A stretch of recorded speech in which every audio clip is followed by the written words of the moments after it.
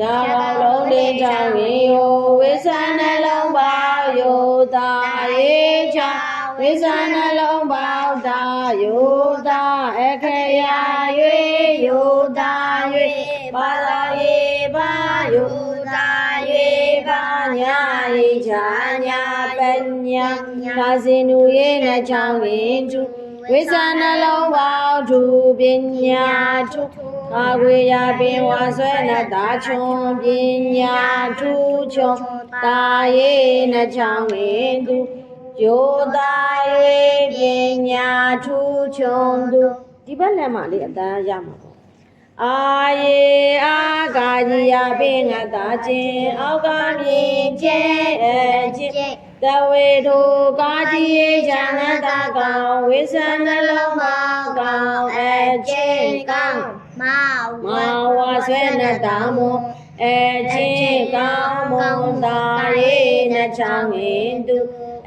chê cao môn tu A ye a ma ya bên ye chang Với xa nè lông bao nhà em nha A ye a ca di ya bên lâu đi chào nghỉ chú Với xa nè lông bao chú em nha em chú Nga ha chú yi chàng nga em nha em chú nga Ca di lâu đi chào nghỉ ya bà lệ tạ cô Ca di ya bên lâu đi chào nghỉ chú Với xa nè lông bao chú cô chú Sa lông hoa xuê nà ta xuân Ao ca mi xuân Cô chú xuân Ta yi nà chào nghênh tu Cô chú xuân Nhã chú ngà Cô chú xuân tu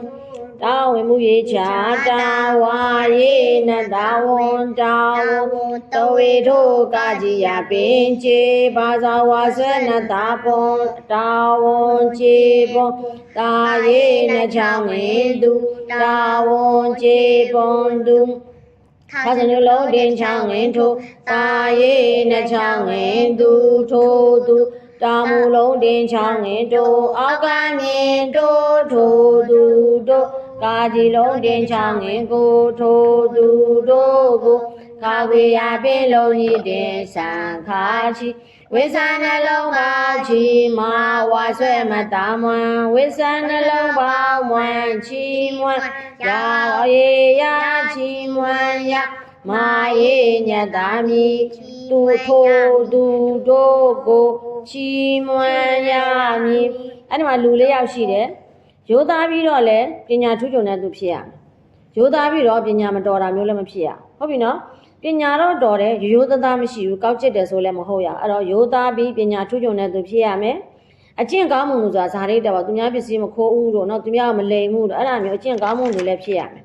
နော်နောက်တစ်ယောက်ကကြတော့အများကျိုးငါကိုကျိုးစွန့်ဆိုတာကဟောပြရေဘေးတို့လေဘေးတို့နော်အဲ့လိုနေရာမျိုးတွေပေါ့အများနဲ့ပတ်သက်တဲ့အများတွေဒုက္ခရောက်နေတဲ့မိဘေးအဲ့လိုနေရာတွေမှာဝိုင်းဝန်းပြီးတော့ကုညီပေးတဲ့သူမျိုးကိုအများကျိုးငါကိုကျိုးစွန့်သူလို့ခေါ်တယ်ဟုတ်ပြီနော်တချို့တွေဆိုမီးတောက်ကြီးတွေကြီးနေတာတော့အတင်းဝင်ပြီးတော့ခလေးလေးတွေဝင်ခဲ့တယ်လေအဲ့ဒါမျိုးပေါ့ကိုယ့်အသက်ကိုတော့မငဲ့ဘူးနော်ပြီးရင်တာဝန်ကျေပြုံသူဆိုတာကကိုယ့်ကိုပေးရလိုက်တဲ့တာဝန်မင်းဒီနေ့ဒါပြီးအောင်လုပ်ရမယ်ဆိုလို့ရှင်ကိုယ့်ကိုပေးလိုက်တဲ့တာဝန်တမီးတို့တွေအသက်ရောက်လာလို့အတန်းကြီးလာပြီးတော့တမီးတို့ကျောင်းနေနဲ့ project တွေချပေးမယ်အဲ့ project တွေကိုကျေပြုံအောင်လုပ်မယ်ဒါမျိုးတာဝန်ကျေပွန်တဲ့သူတွေအဲ့လိုလူမျိုး၄ယောက်ကိုတဲ့ချီးမွမ်းရမယ်တဲ့ချီးမွမ်းရမယ်ဆိုတာစုပေးရတာတို့ဂုဏ်ပြုရတာတို့ဒါကိုပြောတာနော်